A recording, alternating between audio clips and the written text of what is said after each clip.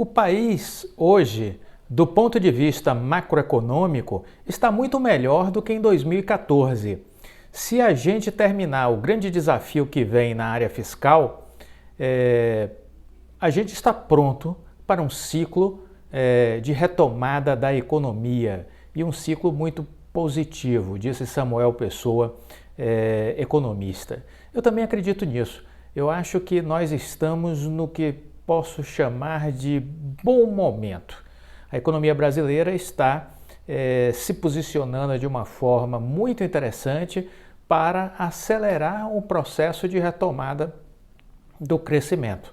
O momento é favorável, Todos os indicadores, todos os setores que a gente olha da economia, a gente percebe notícias positivas. Só os abutres de plantão, os deprimidos de plantão que vivem tomando Lexotan ficam dizendo que as coisas não estão bem. Estão bem sim, é isso que a gente percebe. A gente tem uma boa perspectiva sim para a economia brasileira para o ano de 2023. Acredito num bom movimento. E se nós, vamos dizer assim, se nós dermos um recorte e olharmos as empresas estão num cenário muito positivo, os números são muito bons, as empresas estão menos endividadas, as grandes empresas estão menos endividadas, fizeram o dever de casa de 2019 para cá, reduziram suas dívidas, ajustaram as suas operações, se tornaram mais produtivas, mais rentáveis. Na hora que a taxa Selic começar a cair, nós vamos ter margens de rentabilidade aumentando por conta da redução das despesas financeiras com juros da dívida que elas têm, que elas carregam, porque empresas carregam dívidas para o longo prazo, vocês precisam entender isso. As empresas alavancam recursos para investir no seu crescimento. Essa é a lógica do ambiente corporativo, certo? Então, eu vejo sim um cenário positivo. Dentro desse cenário positivo, óbvio, se você tem um mercado que está passando por um momento ainda de correção, é este momento de entrada, óbvio, né? Quando entra na bolsa, quando você está vendo a bolsa corrigir, você entra na bolsa quando está vendo a bolsa corrigir, essa é a lógica. Você não compra na alta, você compra na baixa e vende na alta. Veja bem, o movimento é o oposto do que a maioria das pessoas faz. Infelizmente, a maioria das pessoas perde dinheiro na bolsa por isso, porque não tem conhecimento, não tem preparo. Outro dia uma pessoa me perguntou, tal empresa, ela é um investimento ou uma aposta? Olha, tudo que você não conhece é uma aposta. Não é? Se você conhece algo, você não está apostando, você está investindo, porque você conhece. E se ainda assim, após conhecer, você decide investir, significa que você racionalizou e tomou a melhor decisão, a não ser que você seja desequilibrado mentalmente. Se você tiver o seu juízo perfeito, após estudar alguma coisa, racionalizar e chegar à conclusão de que aquilo vale a pena, você não está apostando, você está investindo. Essa é a minha lógica. Eu trago para aqui para o canal, para quem não me conhece ainda ou está me conhecendo há pouco tempo, eu trago aqui para o canal Viver de Renda, seja bem-vindo inclusive, né? Nos acompanhe aqui, deixa o like, compartilhe, nos acompanhe também no Instagram Viver de Renda Canal. Eu trago para este canal, o Viver de Renda, a minha experiência corporativa, a minha visão de dentro de empresas. 30 anos como consultor, sou formado em administração, tenho MBA em finanças pelo IBMEC, que é o Instituto Brasileiro de Mercado de Capitais, concursos de especialização da FGV, tendo feito cursos presenciais com grandes autoridades desse mundo corporativo, Jim Collins, Michael Porter, Abílio Diniz, né, Rancharan, e tendo participado de eventos, conferências presenciais com todas as grandes autoridades mundiais praticamente, autores de best-sellers, professores, conferencistas de Harvard, de Stanford, MIT, gente da mais alta qualidade. Então, fui construindo a minha trajetória tendo esse conciliar do estudo, da experiência teórica e prática, combinando essa teoria e a prática. Isso me trouxe até aqui. E criei o Viver de Renda para isso, para compartilhar as coisas que eu vivi e aprendi. Se isso fizer sentido para você, maravilha, aproveite. Se não faz sentido, vai procurar um ambiente que faça sentido para a sua cabeça. Porque eu faço isso, eu não perco o meu tempo me conectando com quem eu não vejo acrescentar absolutamente nada para mim. Isso se chama burrice, isso se chama sandice, né? Então você se conecta com aquele que pode lhe trazer alguma coisa. Eu me conecto com quem? Eu me conecto com Jorge Paulo Lema, com Abílio Diniz, entendeu? Com esse nível de pessoas eu procuro me conectar para aprender com eles. Alguns tive a oportunidade e a felicidade de conhecer pessoalmente, né? Então é isso, você tem que estar buscando se conectar com pessoas que você julgue que são melhores que você tem algo a aprender com elas. Essa é a minha lógica. Desenvolva algo assim também para você dar um passo à frente, para você sair, vamos dizer assim, do meio da multidão e se diferenciar. A gente precisa se diferenciar. Outro dia eu estava conversando sobre essa importância das vantagens dos diferenciais competitivos, né?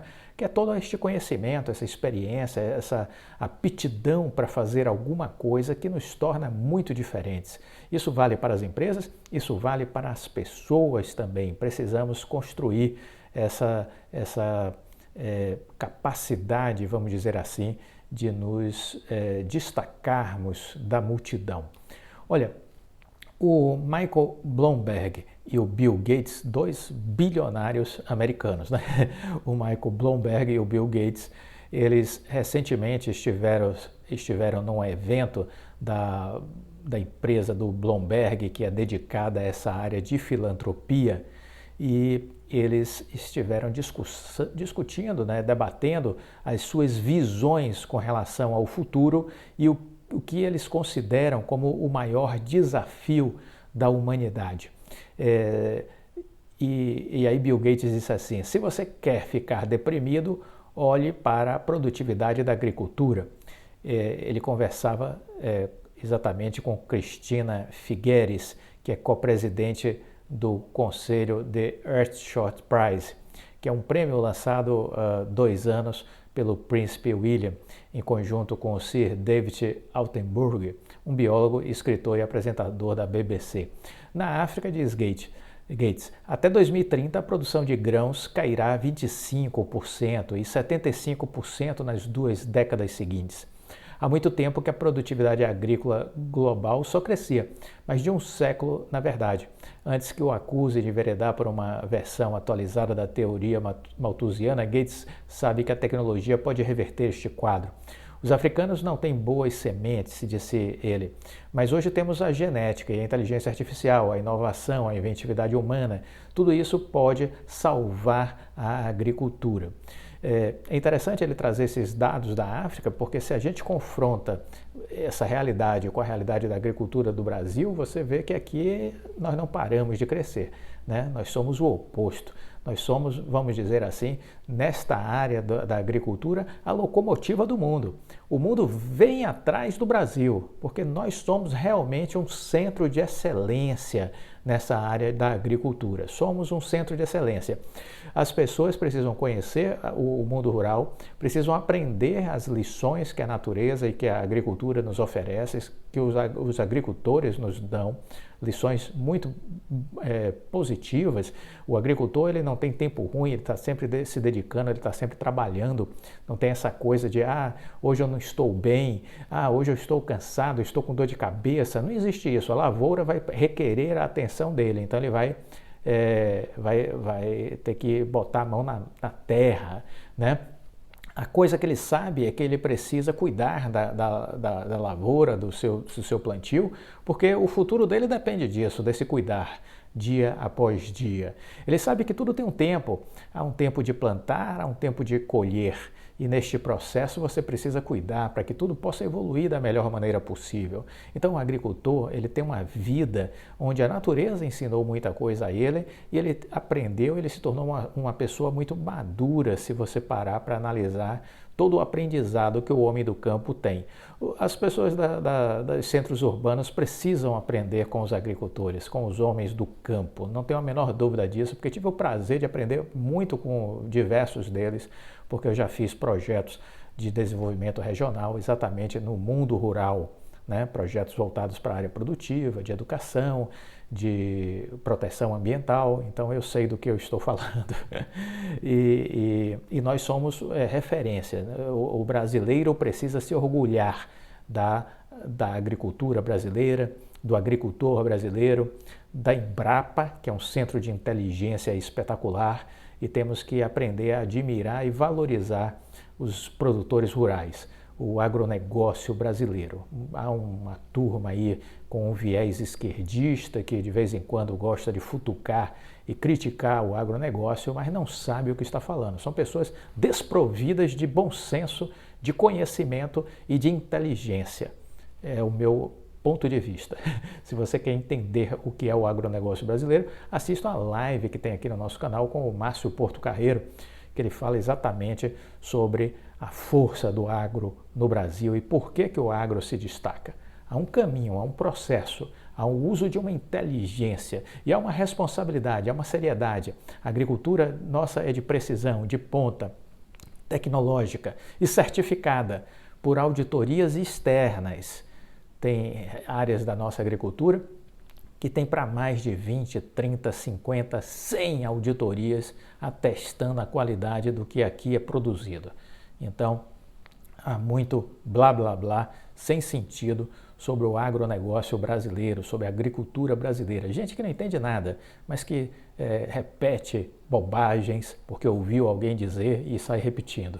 Mas são pessoas ignorantes, porque pessoas ignorantes repetem o que ouviu e não sabe, não conhece e mesmo assim repete. Então é ignorante ao quadrado.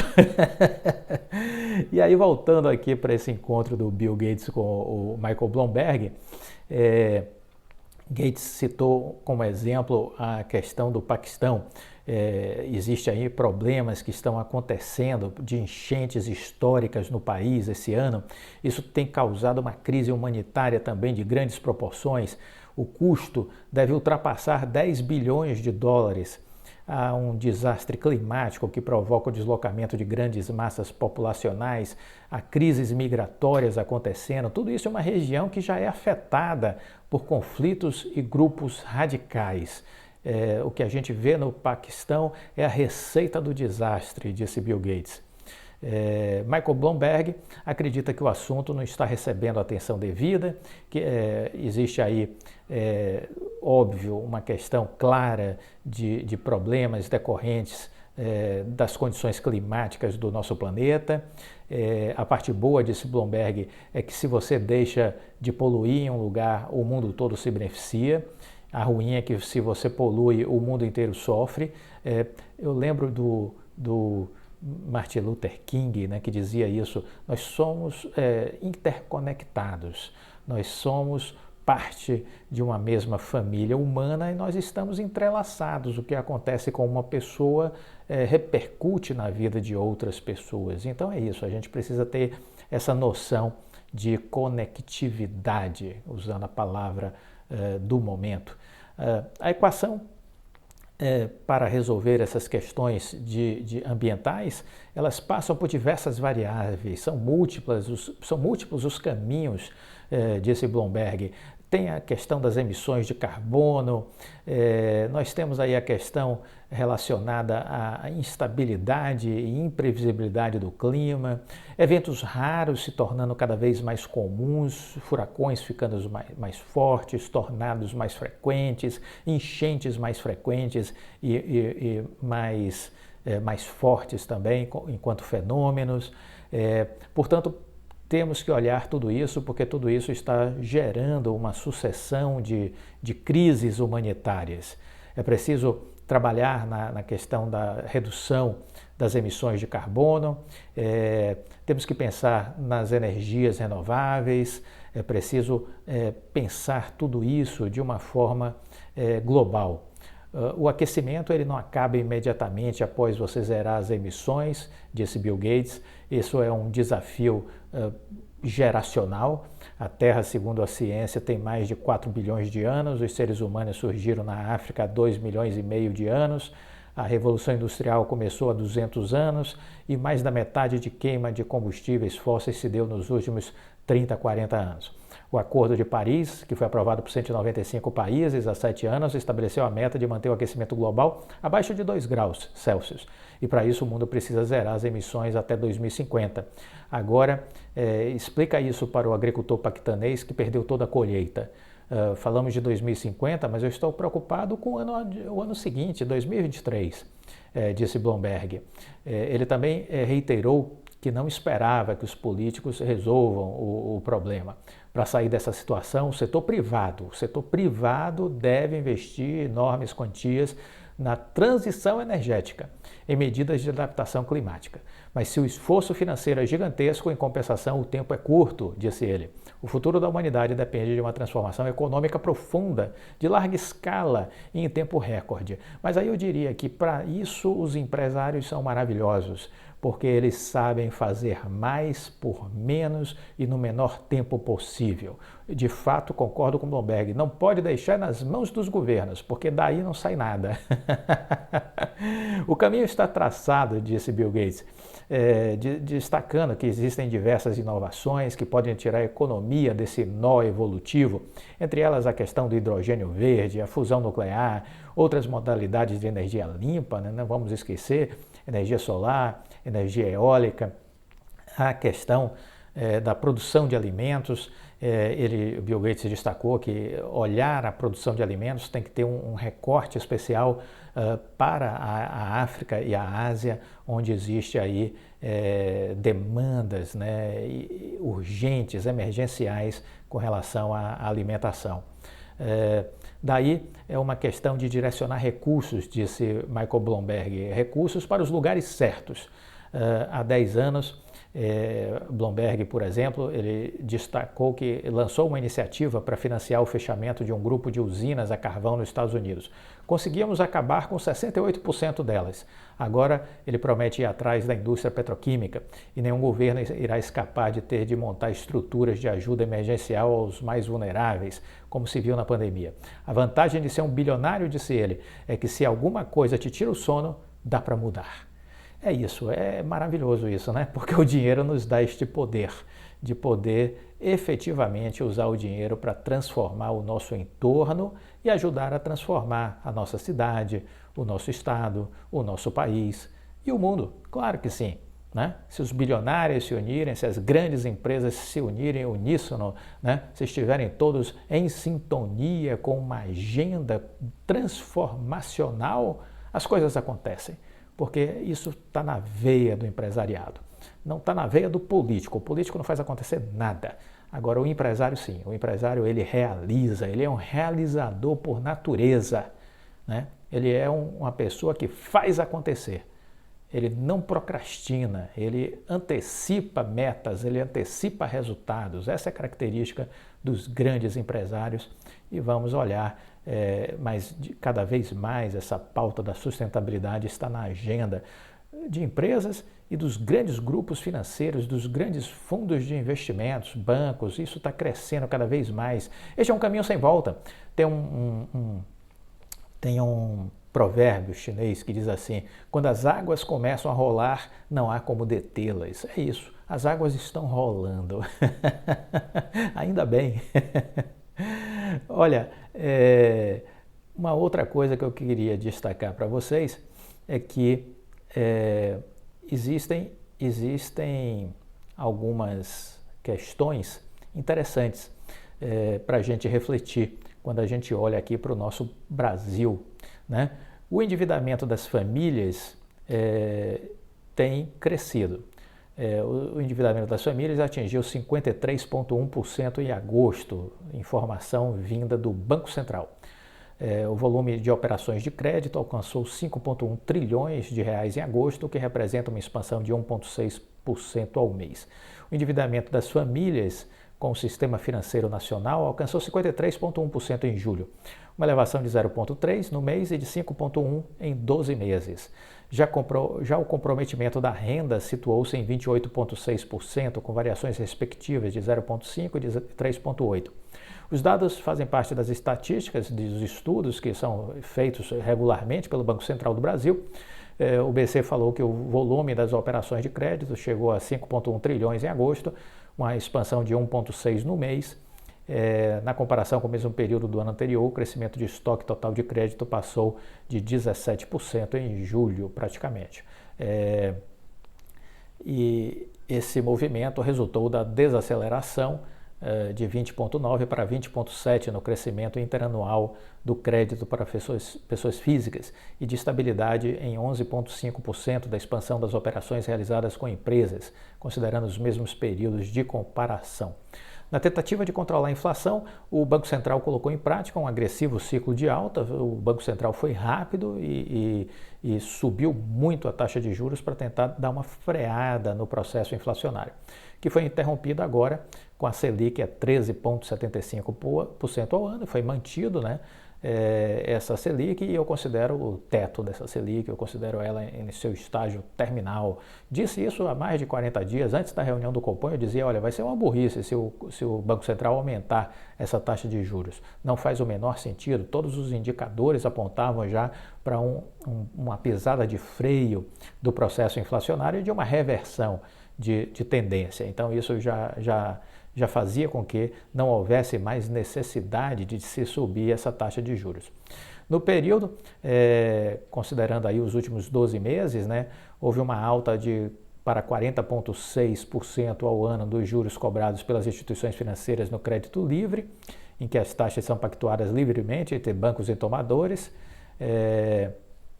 Nos recursos direcionados, que atendem a parâmetros estabelecidos pelo governo, houve um recuo de 1,7 ponto no mês, a 10,2%, com elevação de 2,2 pontos em 12 meses. O spread bancário, que é a diferença entre o custo de captação e o valor cobrado nos empréstimos às pessoas, subiu 28,3% no crédito livre, e no mês passado a inadimplência no segmento de recursos livres ficou em 3,9%.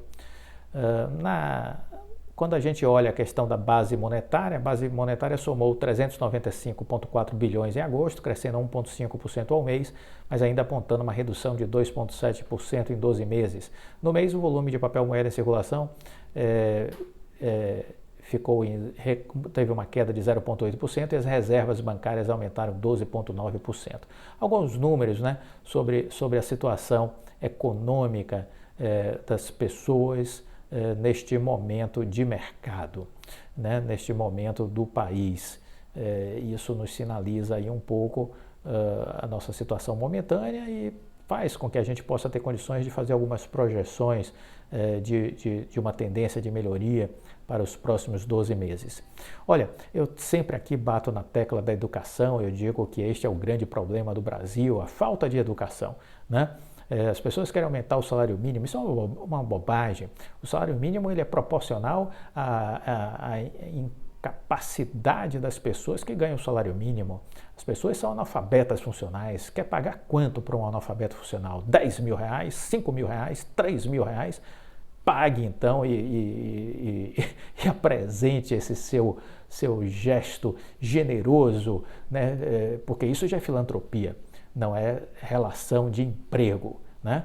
Então o salário mínimo ele é baixo porque as pessoas têm uma baixa escolaridade, têm uma baixa capacidade de inteligência, por isso que ganham pouco. Ganha-se pouco porque sabe-se pouco. Não se sabe ler corretamente, escrever corretamente, não se sabe interpretar absolutamente nenhum texto, correlacionar conteúdos de forma alguma. As pessoas não conseguem fazer contas básicas de somar, diminuir, multiplicar e dividir. Então, por isso que ganham o salário mínimo, né? E o salário mínimo é baixo por isso, porque o baixo nível educacional é latente nessa camada das pessoas que estão aí recebendo o salário mínimo. Mas é preciso focar o quê? Focar em educação. E aí tem um projeto interessante que é o Amigos do Bem, que é um projeto social que fez o IDEB de uma escola no sertão passar de 3 para 8. Isso é uma grande transformação numa escala de 0 a 10, né? Os Amigos do Bem é uma ONG que foi fundada há quase 30 anos e desenvolve um trabalho muito interessante em 300 municípios do Ceará, Pernambuco e Alagoas. Eu falo sempre que fazer o bem é algo que pode ser ensinado. Aprendi com a minha mãe a olhar as pessoas que tiveram menos sorte do que nós. E fico feliz que hoje os meus filhos também se sintam inspirados por isso. É assim que começou um bate-papo de Alcione Albenese, fundadora da ONG Amigos do Bem, com a revista Exame recentemente, onde ela comentou os resultados que estava alcançando já na área educacional. A ONG vai fazer agora, em 2023, 30 anos.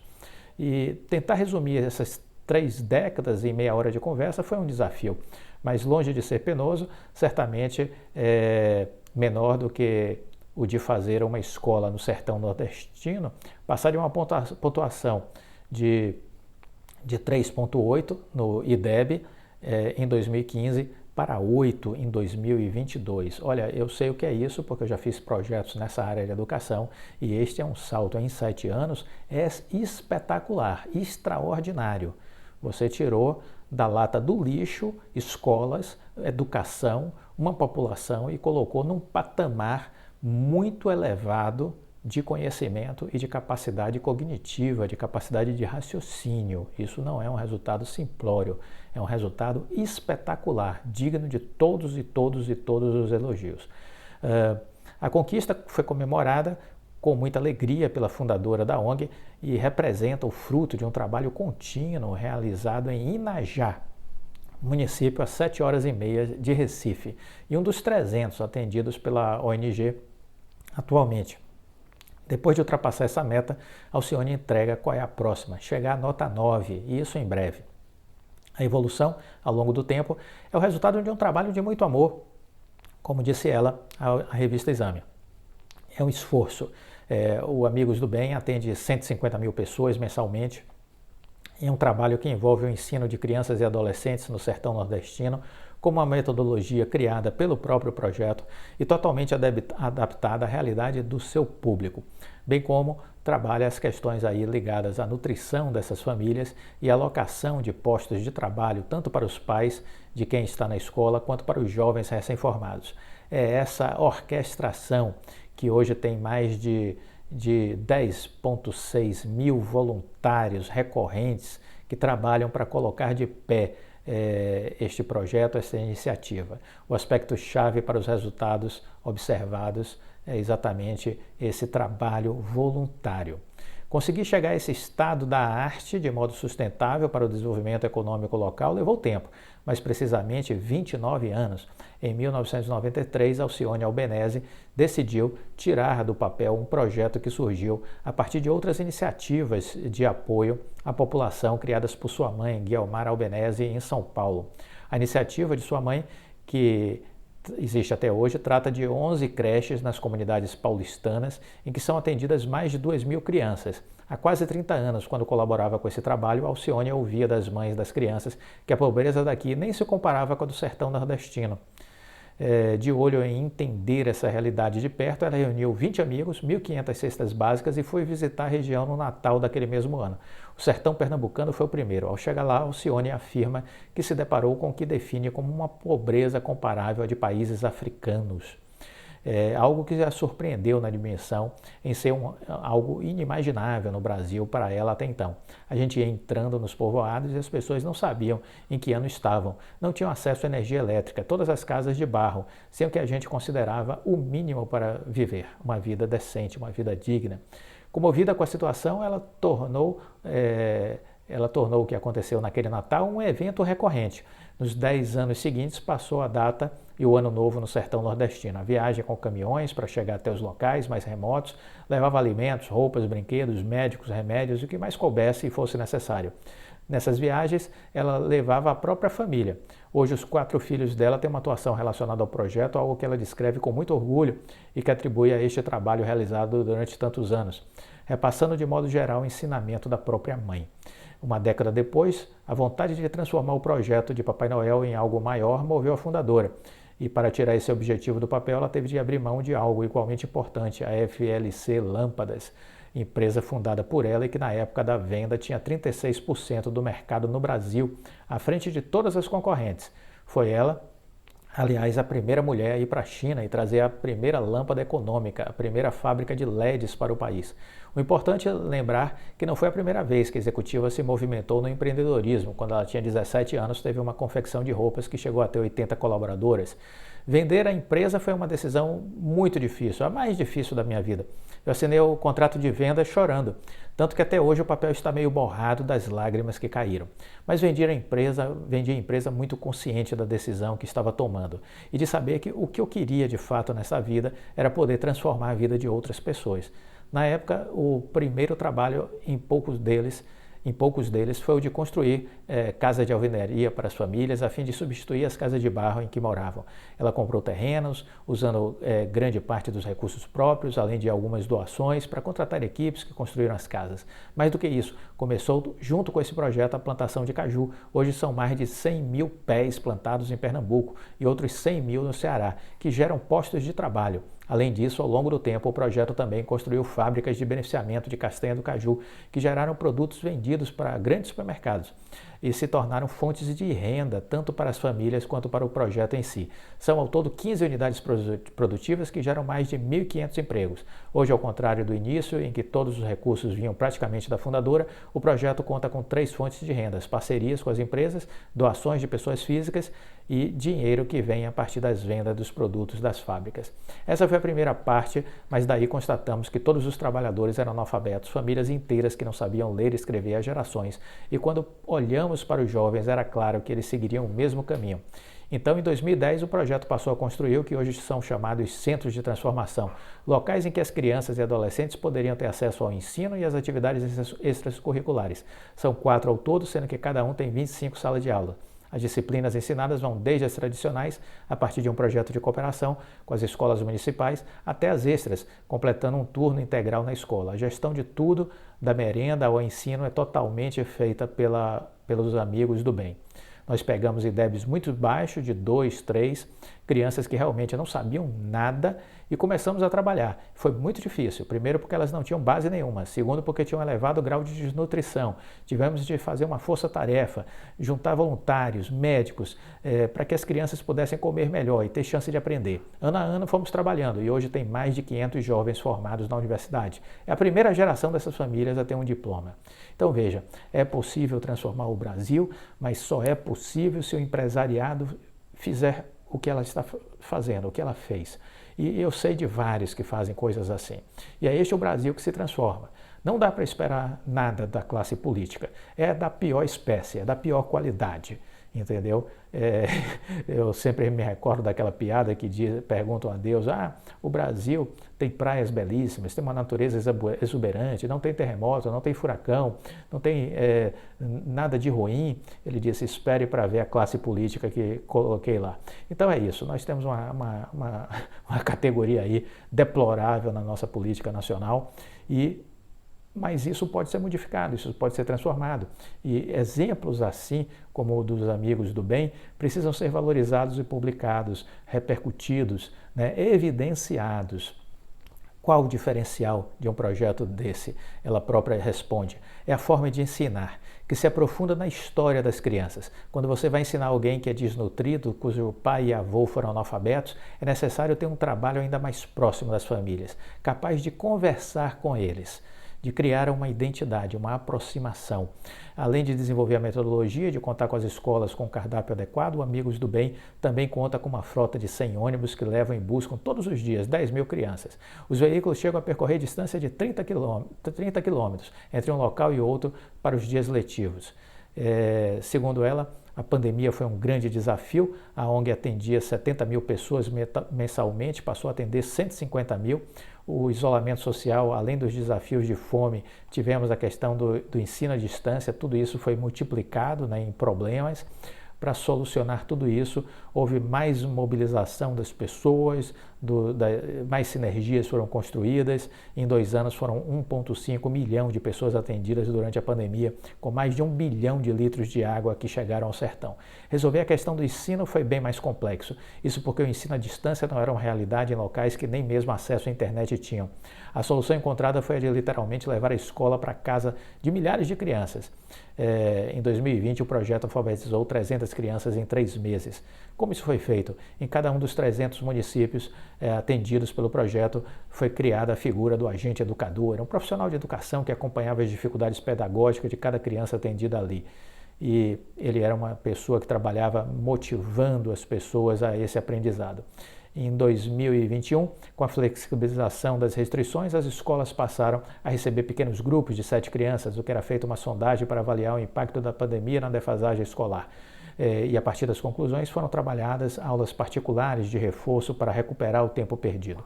Criamos essa metodologia de ensino e hoje, depois de passar por todos os desafios que enfrentamos, ter esse resultado do IDEB é uma satisfação e tanto. Quanto trabalho, quanto esforço, horas de dedicação, de equipe local e tantas pessoas ajudando, tem de ter muito amor. Formamos uma corrente de amor e dedicação para alcançar esse resultado, diz Albanese. Olha, maravilhoso. Procurem depois no Google esse projeto, uma experiência que vale a pena conhecer, valorizar, reconhecer e compartilhar. Gostou do vídeo? Deixa o like, compartilhe com os amigos. Fique com Deus e até a próxima. Tchau.